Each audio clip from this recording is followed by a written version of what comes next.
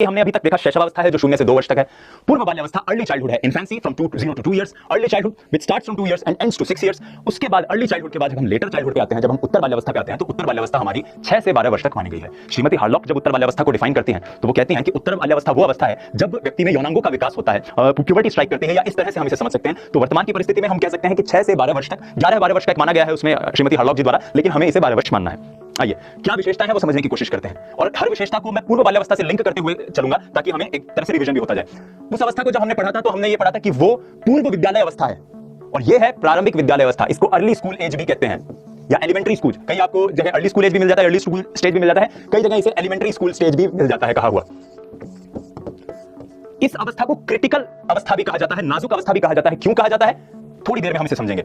शारीरिक विकास अपेक्षाकृत समान गति से होता है, बहुत मंथर गति से, सीधी गति से, बहुत सरल गति से, और जिसको हम कहते हैं स्टैग्नेंट गति से, समान गति से होता है, शिथिल हो जाता है वो विकास।